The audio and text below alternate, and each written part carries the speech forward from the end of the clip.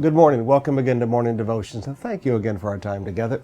I want us to go back to the book of John, chapter 19 today, and simply ask the question, what law? What do you mean, Pastor? Yeah, what law? Let's begin reading with verse 4. Once more Pilate came out and said to the Jews, "Look, I'm bringing him out to let you know that I find no basis." Let me say that again, no basis for a charge against him. When Jesus came out wearing the crown of thorns and the purple robe, Pilate said to them, "Here is the man."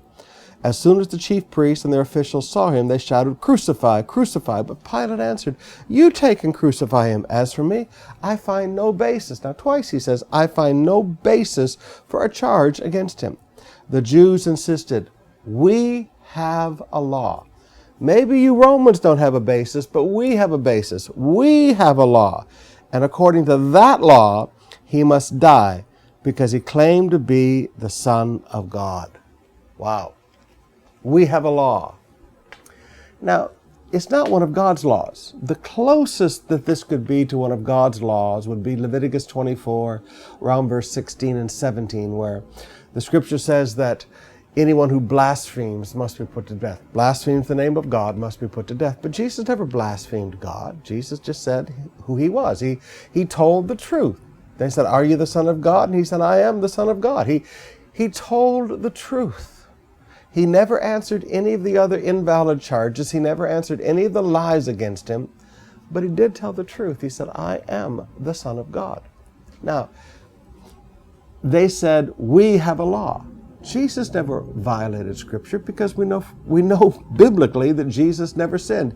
He was the perfect sacrifice. He who knew no sin became sin for us. I mean, we know very clearly that Jesus never sinned. He is the only sinless one. But they said, "We have a law." They say, "Pastor, what are you trying to say?" What I'm trying to say is you've got enough verses in the Bible to live. Quit trying to live by "we have a law." Quit trying to live by everybody else's rules and regulations. Now, back in the early 80s, COP was called the liberal church because we said it was all right to eat, then go on. And we said, there's no reason that women cannot cut their hair, and there's no reason that women can't wear pants that are made for women. In fact, we encouraged it in open-air crusades, especially in the old Plaza Miranda days. We were called that liberal church, breaking the standards. We said, no, let's just stick with the Bible. Now today, 35 years later, people say COP has so many bylaws, COP has so many rules. We don't have any rules. We just have a Bible. I taught you 35 years ago to do the Bible. I'll teach you 35 years later to do the Bible. If Jesus tarries until the day I go to heaven, I will teach you to do the Bible. But let's not have rules that we make up and we want to enforce our rules on people. Let's never stand up and say, "We have a law."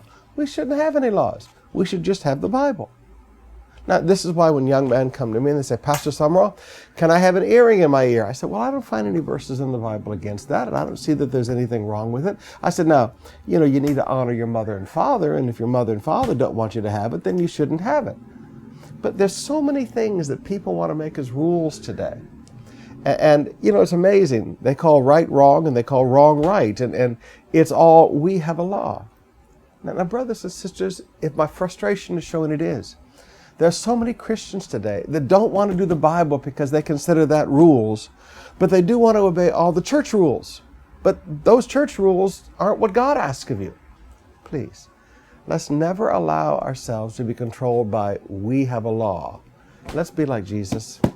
Let's be who we are and obey the Bible.